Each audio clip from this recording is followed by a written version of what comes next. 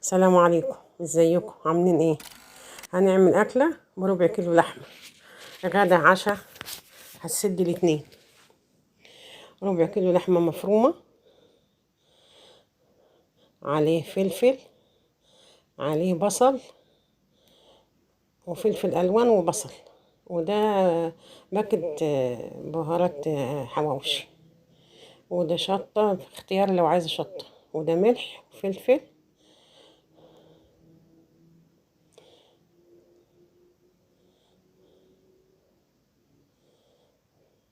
وهنعجنها عجنه حلوه مع بعض.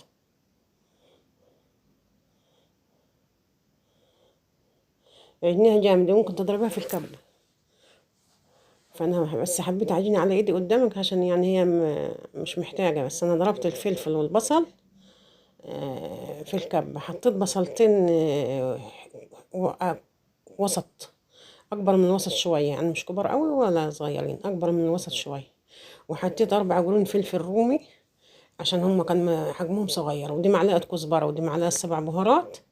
وحطيت معلقه ملح عشان البهارات ما فيهاش ملح، بهارات الحواوشي. وحطيت قرن فلفل حامي، والفلفل الحامي برضو اختياري. من العيش ممكن تقصيه بالمقص زي ما انا قصيته كده وريتهولك، وممكن تفتحيه بايدك. وده عيش البطاقة، العيش البشلين عادي يعني، بس انا جيت في الفتحة شوية. لو عندك عيش افتح من كده برضو هيكون احسن برضو.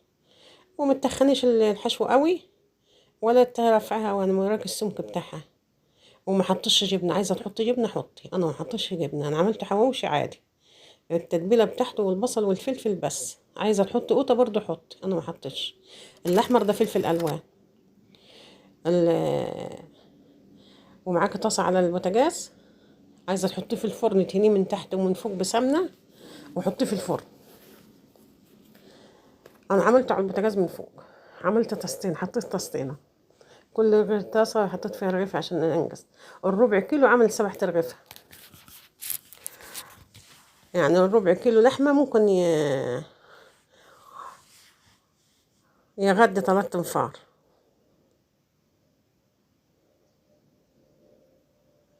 والرغيف المقطوع ده مقطوع منه حته صغيره قوي، لان هو اساسا يعني الرغيف مش كبير قوي. بصي، حطيه في الطاسة وتدوسي عليه كده بالمقصوصة وبالسباتلة عشان بس وغطيه عشان الغطا يكمل البخار فاللحمة تستوي. وانا صباح، ودي قناتي، ولو وصلتوا معايا في الفيديو لحد هنا اعملوا لايك وشير، واللي ما اشتركش في القناة يشترك، وخشوا القناة هتلاقوا حاجات حلوة. ولو عجبكم الحواوشي اكتبوا لنا في التعليقات. وده الرغيف السليم اللي فتحته بايدي.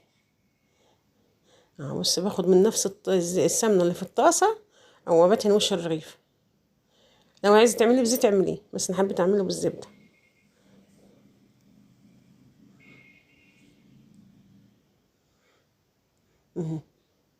تدوس عليه، بص طلع بخار كده، يعني معنى كده ان هو جواه سيولة.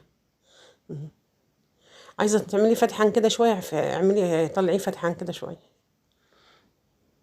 وبطلعه من الطاسة، بحطه في حلة وبغطيه، حلة لها غطا عشان يفضل طري.